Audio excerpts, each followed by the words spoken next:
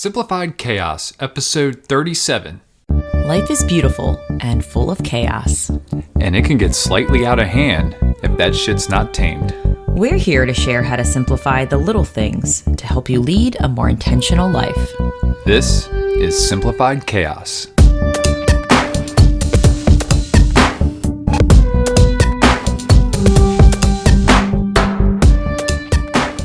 Hello, wonderful friends. Welcome to Simplified Chaos. This is one of your hosts, Jillian, and I'm with my handsome cutie pie honey bun husband, Nicholas. What's going on, folks? Thank you for that lovely introduction. You're welcome. You're looking quite sexy yourself. Just want to show some appreciation for you. Appreciation is taken. Can I just tell you how your hair is like looking real fine tonight? This is bad radio. But thank you. Well, there is a Insta story if anyone wants to see your hair that I just put up, but they're not going to know about it because this is going to be... Yeah, we're recording on Thursday and this will come out on a Tuesday. It doesn't make any sense. Crazy banter as we're starting this podcast here. But Jilly, what are we diving into today? Today's topic is all about communicating with families about your lifestyle or change of lifestyle. Yeah. Yeah. We've had to do a lot of communicating. Yes, we have, because we've made a lot of changes in our life. But it's been super beneficial. Holy moly. Way happier, way healthier. Just radical changes. Yeah. You've been bringing feeling it back radical. I think radical's a cool word. It is. Bring it back. I'm bringing it back. Totally tubular. But before we dive in to our topic, as always, we're going to show a little gratitude. Jilly, what are you grateful for this fine day? Today I am grateful. Well, I didn't even have any of this today, but I am grateful for the food trucks. Ooh. And it's funny, I haven't visited the food trucks that have been coming. I think they come on Tuesdays. It's usually every Tuesday. Every Tuesday in a close neighborhood. And they come to a firehouse, which is really awesome. But my sister found this food truck that's been there every Tuesday, and they make homemade gelato. This guy, I think she said he's around our age, like in his 30s, and he actually went to Italy to study how to make gelato, like authentic, amazing Italian gelato. And Randy's been bringing back the perfect amount. Like, it's not too much. It's just perfect amount of samples of gelato. Like, we had chocolate, and then we had that bourbon bacon one, and there's a berry one. And I've just been loving the texture and the taste and that sweet treat at the end of the night.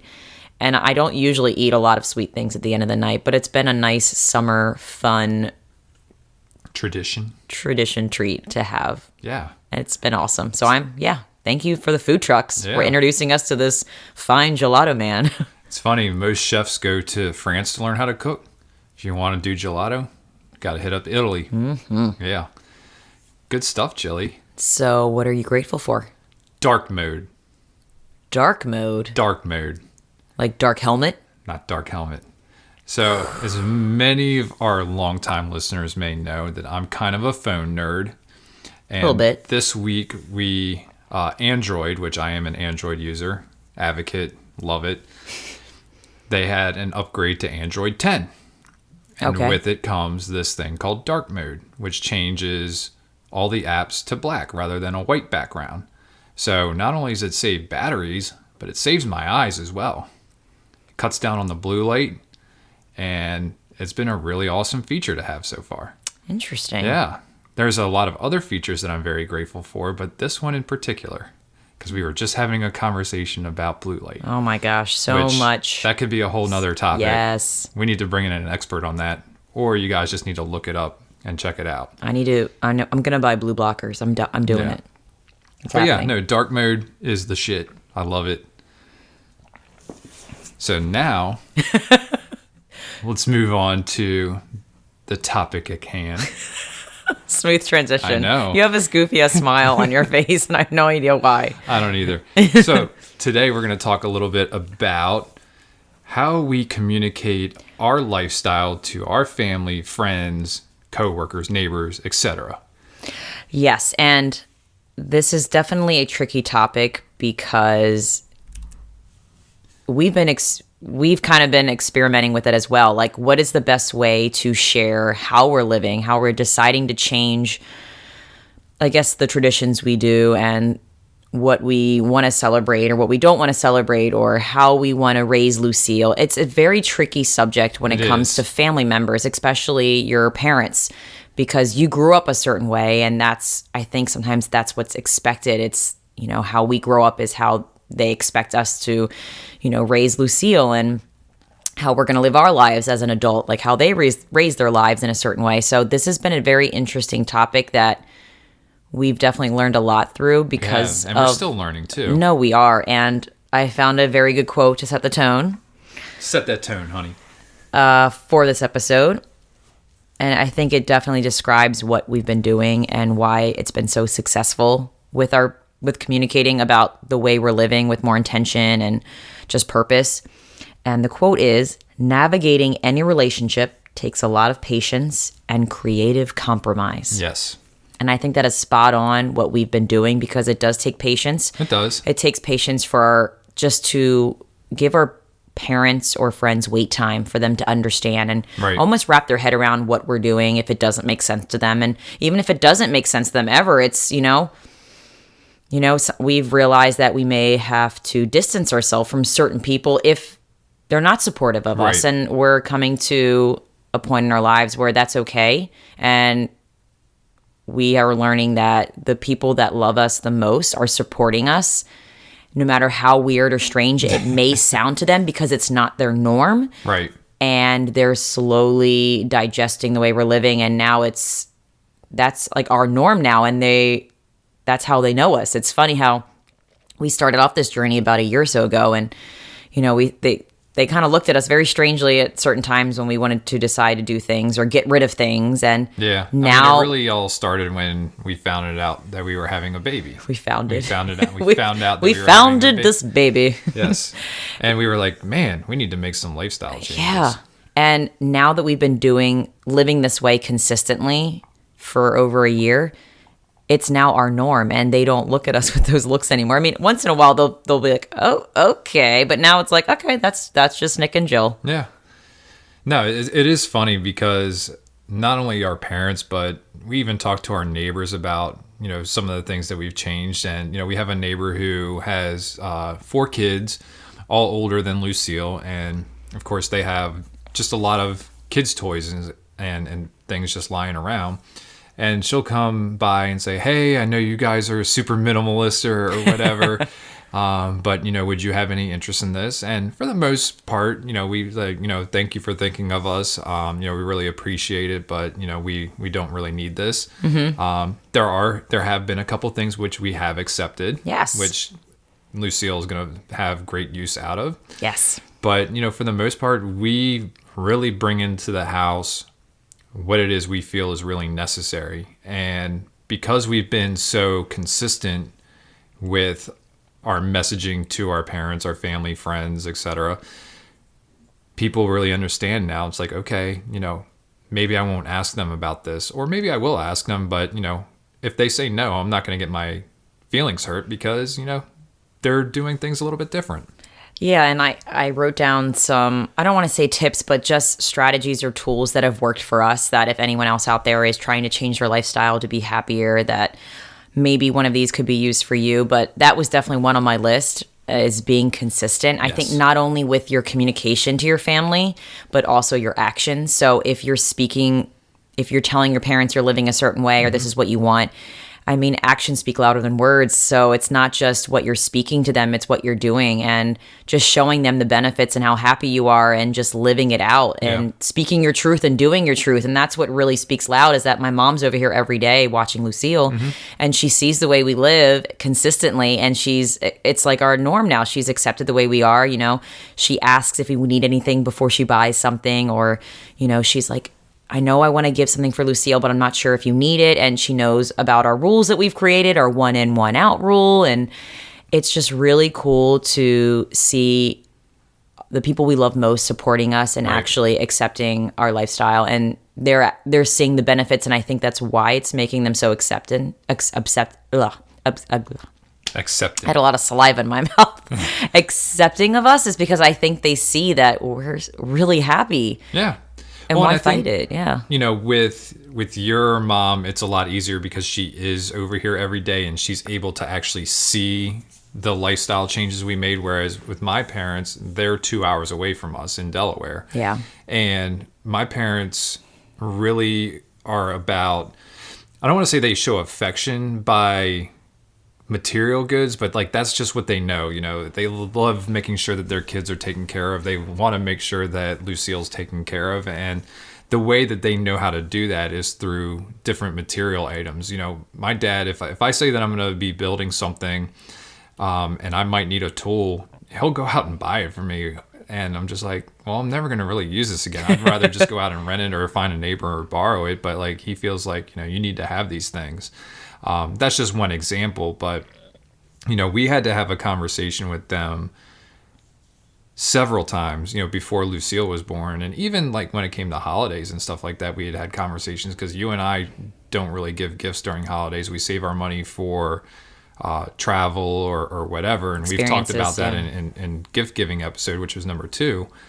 But, you know, we've had to be very concise with our messaging to my parents and saying, this is what we're willing to bring into the house. This is what we're not, you know, having the conversation, what we are willing to bring in and what we're not willing to bring in is just as important. But, you know, we've had to repeat ourselves, but we keep the same message. Consistency. We're very concise. Mm-hmm. And listen, it is not an easy conversation all the time. It is not. I'm not saying this is very easy, but if you truly believe in what you're doing and it's the way that you want to do things, it's your household, you know, people will respect that, you know, as long as you don't make any deviations from what you're doing. If you say one thing and then do something else, then people are going to think you're full of shit. But well, yeah, because if you contradict yourself, talk the talk and walk the walk, then, you know, people respect that, even your parents. And I think, yeah, I agree with, you know, because your parents aren't around us, it is difficult because they're not seeing us as much go through the motions, but we are consistent with our messaging and they see the way we're living. And I think that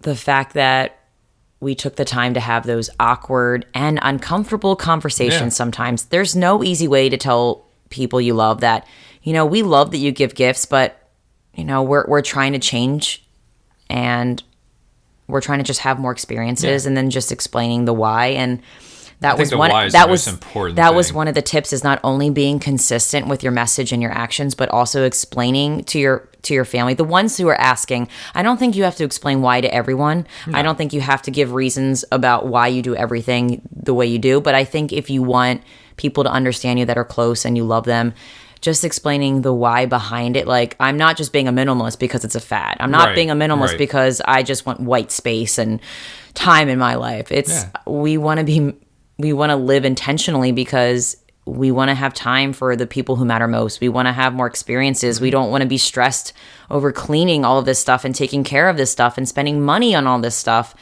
And I think because we both are consistent with sharing our why, and I think that's important that whoever you're living your life with, that you're both on the same page with how you're communicating it in a very kind and open way. And that's another tip, is just not making the other people feel like the way they're living is, you know. No, because everybody has their own thing. They have their own and I wanted to talk a little bit about values. I guess our values not throwing judgment their way. Like not saying it like, well, I'm living this life because I want to do this, and not making them feel bad for the way they choose to live. I think just having the tone and the wording. That's a difficult thing, you know, for anybody. For somebody who's a minimalist, it's like, okay, well, I can't believe these people live with so much stuff. And then people who with that much stuff, you know, look at us and like, I can't believe they live without all that stuff. So, I mean, it's a two-way street, you know, but really at the end of the day, it comes down to whatever suits your values, as an individual, as a couple, as a family. You have to you really have to treat your family unit as a business. You have to have a mission. You have to have your values. You have to have your vision. Like, you really should actually sit down and go over that. You know, talk with each other. What do you value? What do you value? And then, make a Oh, list. That's good, babe. Yeah. And it's the same thing. Companies do that. Successful companies repeat their mission. They repeat their values, and they see the path forward. Do the same thing in your personal lives as well. You'll be amazed at the different benefits you get from that. And not only that, but people will understand why you do things the way you do, why you accept certain things in your life, and why you leave other things out. So I never thought about it as a relationship to a business, but you're right. I think treating your life like a business and sitting down and having those important talks and meetings, so to speak, to make sure we're all on the same page, and just being open with communication, I think is so vital. And this kind of goes into it. And not only when we're communicating, but I think something that's really worked for us with this topic is that we are not by any means trying to force or coerce anyone else to live the way we are. We explain what we're doing, we explain how we're living and the why, and that is it. We're not saying you should probably do this or you should change this. It's really using specific language that it's kind and open, but it's not saying you should do this, and if you're not, then you're doing it wrong. Right. Yeah, I mean, we're just kind of letting people know what works for us and why it works for us. And just because you might do it the same way as us, you might not get the same benefits as we do. I mean, every individual is different, every family's different. So, we're trying to really just open your mind to different suggestions and trying a couple of things. And, some of the things that we do might not work for you. But some of the things that we do might work well, and you might even do it better than us. Absolutely. And I think just being focused on our own journey and resisting judgment of others is such a hard thing to do. It's easy to say, but it's hard to do. Just trying to stay in our own lane, but being open to help people and not say, hey, you need to get in our lane because we're doing it right. So it's very tricky when it comes to language. And I think you have to be intentional with your wording, like we go back to communication, but it's so true. Like you want to communicate the message in a way to help others. Like that's why we started this podcast. But at the same time, you don't want to make others feel guilty or wrong about the way they choose to live, because we're not saying that at all. I think it's amazing how different people live, and to each their own. Whatever lane works for you, do it. But I think it's important that you and I are focusing on our journey. We're staying in our lane, but we're also open to helping others if they so need it. Yeah, it's funny too, like just kind of about the judgment that you were talking about, is that we are embarking on a major co-living situation, which we are going to do an episode on, which I think would be a lot of fun. But it's funny, like when I explain to people our dynamic here, and for those of you who don't know or who are new to the show, Jill and I have a house. We have 2 dogs. We have a daughter. But Jill's sister, my sister-in-law, also lives with us. And she is expecting any day now. She is literally a week past her due date. Yes. I think 8 days past her due date at this point. And her fiance has just moved in within the last week and a half. So we are doing a very cool, in my opinion, very cool living situation, which has tremendous benefits. And I know when I say it to people, I get a look on their face, and it's just like, really? Because it's so different than what everyone else does. I love talking about it, and people ask questions, and I'm just like, yes, I am happy to answer this for you, because I feel like our situation is great. Well, and as everyone's like, well, what about the privacy? What about this? It's like, we make time for that. I was like, right now, we're doing this podcast because Lucille's not here. Your sister, your mom, have her at dinner. We have the house to ourselves right now. And it's so weird. It's very weird. It's so strange. Extremely weird not to come home to a baby right now, which was just a little, it threw, I think, both of us off tonight. I just did an Insta story that I described like coming home to an empty house when you're used to having a kid, is like going back and it's like traveling in a time machine. Yeah, there should be screaming and laughing and crying right now. It's so weird. It's crazy. Once you have a kid, it's so weird to think about what it was like before, and it's still mind-boggling me. And But it's nice to have a little break from Lucille and to do this a little earlier than usual, so I'm digging it. But I love having those conversations with people and possibly opening their minds to different ways of living and opening their mind to our way of living. Now, do they have to accept it? No. And do I give a shit? No. We're doing the things the way that we want to. But I love having those conversations and really just trying to get people to think, because we have privacy here, even though there's 4 adults in the house and 3 dogs and soon to be 2 babies. Like, we have privacy. We have time for ourselves. We can have alone time. Like, we make it happen. Yes, and it may change. This co-living situation, may work for a while, and then it may alter and go a different direction. But we are so open and flexible to adjusting to what season of life happens next that it's cool. I love this ride of uncertainty, but so much certainty too. There's a great feeling of spontaneity, but also I'm a planner at heart, so there's also some consistency too, which I'm all about. But I'm really like communicating our life, and has opened us up. I think the way we're living has opened us up to the possibility of co-living and actually participating in co-living happening now. I think maybe before, if we were very, the norm, like, no, that would be silly. You're not living with us, Randy. You're having a baby. You have to have your own house, your own space. Like, we would have never been open to that. But because we're so open to doing things that make sense for us and questioning everything, it's kind of opened our mind to a whole new world of possibilities and just doing things that make sense to us, even if it's not what everyone else is doing. And because I guess I don't want to get into the whole co-living thing and like the benefits of that, because there are just a ton of benefits. But again, it's our choice, and communicating that with folks is sometimes a challenge, but for the most part I embrace it. Like, it's something I want to talk about. And I think when you're so freaking happy and healthy doing something, no matter what someone's opinion is, you can only smile and just shake your head and be like, it's cool if you don't get it. Like, I'm feeling freaking amazing. So no matter what shade, if you want to throw it, and most of the people don't, and they may talk about it behind our backs, I don't know. Care.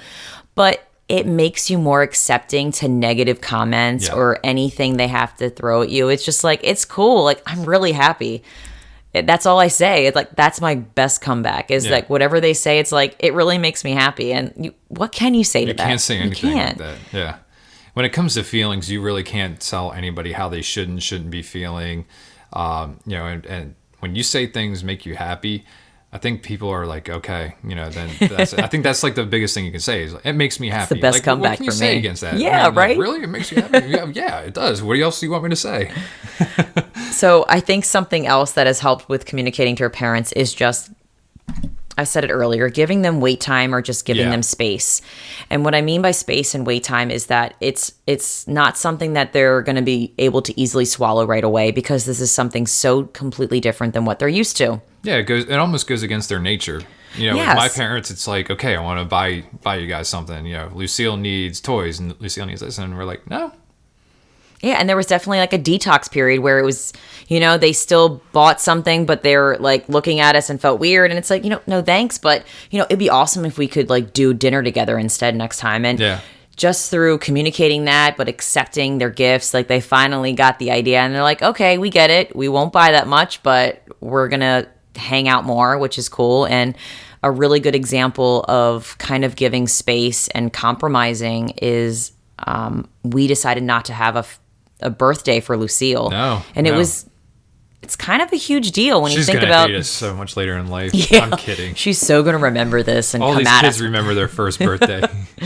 But we decided not to have a first birthday for Lucille because it was just a really busy month. It was in June, and we decided it was going to be very stressful and chaotic for us to even plan something. So we decided just to do something small, something that we did every day. It was whatever we decided to do that day, we did, but we still let my mom have the space to celebrate the way she wanted to. Sure. It's not like I said, Mom, we're not doing a birthday and you can't do it either. Mom said, hey, I would love to celebrate Lucille's birthday. Can you guys come over to our house? She lives with her sister. Can you come over to the house and we can have a birthday cookout? Yeah. And I was like, sure, that's awesome. So I think just being open to celebrate or do something that your parents or in-laws want to do and being open to that, I think that helps a lot too, is just being open to that. It definitely does. And going over to her place for a barbecue is something that we would normally do anyway, but it was something special for her, and we were able to do it, and it was a great.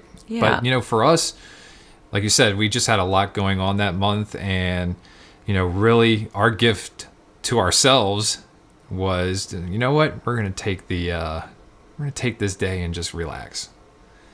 Another thing I think that's helped us with communicating the way we're living with our family is just being open to relationships changing. And I kind of brushed on this topic lately earlier, but I think just finding empowering relationships that encourage your growth rather than stifle it. So, you know, communicating to your friends, to your family about your lifestyle and giving them that space and time to digest it. And I think if they're not supporting you, and I feel pretty grateful that so far everyone's been very supportive of us, but I think if anybody wasn't, I would not feel guilty at all from just, I don't want to say kicking them out of my life, but slowly, gradually letting them go. Because if they're not empowering me, they're stifling me. And I don't want anyone in my life making me feel like I'm doing something that's not, you know, that's we don't want it's wrong, like, because only me, I know what's best for me, right? And I think just being very open and okay with if friends and family don't hang out with me as much, just saying it's all right. It's not because they don't, my feelings aren't hurt in another way. Like I'm okay with it. We understand. You know, it's something that, and it happens as we grow and evolve. People come into our lives, people go from our lives. But yeah, I mean, we truly, you know, stick to the adage, you know, you surround yourself with people that, you know, make you feel good and understand who you are and make you be your best self. Yes. And I think I'm being even more intentional about setting boundaries with people that I was hanging out with before.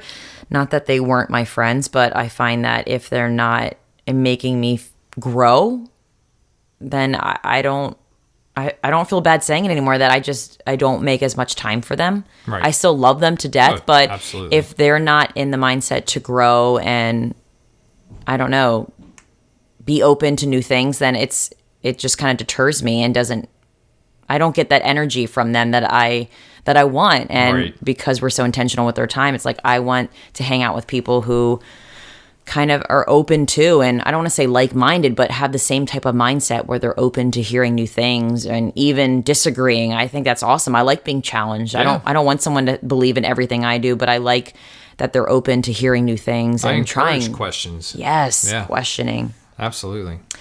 And the last thing I had on here was just with family. I think just I know communicating, which is speaking, is important, but I think just listening more. Definitely. Is even more important, because if you're listening, like truly listening to someone and asking them questions, they're going to know you care about them because you're genuinely interested in finding out about their life. And I find that when you put so much effort into finding out about someone else's life and just wondering what's going on with them, I think if they are truly a friend or a family member that cares about you, they will put in the same amount of time in listening to you and asking you questions. So I find that if we take the time to listen to our family and talk to them about their lives, they ask us questions and find out about our lives. And it's like a very, very equal partnership, which I think is important. Yeah. So to kind of summarize, you know, what we've discussed here, I would say, you know, as far as being able to communicate your lifestyle, you know, always start with your why. Saying this is what you're going to do. Be very concise about what you want and what you don't want in your lifestyle. Repeat when necessary. Just be consistent. Yeah. And encourage questions. And give space. Give space and wait time for people to understand you, because like anything new, change is hard. Change is difficult, especially when you don't understand it. So just know that it may take some people longer than others. Yeah. And just being okay if they don't get it, that it's all right. Absolutely. Cool beans. Yeah. So, do we have any resources or? Today we don't have resources because I feel like we are the resource. We are definitely the resource today. Yeah. So then it's time to jump into that quote of the day, Jilly. Yes. What do you got for us? I had like 3. Oh man. But I think Did you narrow it down to one? I think so. This quote is from Angelina Jolie. Oh. Yeah. All right. You ready? Early Angelina Jolie or later? It didn't have the year. I'm sorry. It's all right. Does it matter? Tomb Raider or not Tomb Raider? I'm pre-Tomb Raider Angelina Jolie. I'm like a Gone in 60 Seconds. I forgot Jolie. about that. Yeah. Little Nicolas Cage action. Yeah. That's my, yeah. Well, you're going to like this quote. All right. You ready? People say you're going the wrong way when it's simply a way of your own. Yeah. That's perfect. That's a Gone in 60 Seconds. Like on a race car. Yeah. You can only go one way. Exactly. That was not a good analogy. No, but that's great. I love it.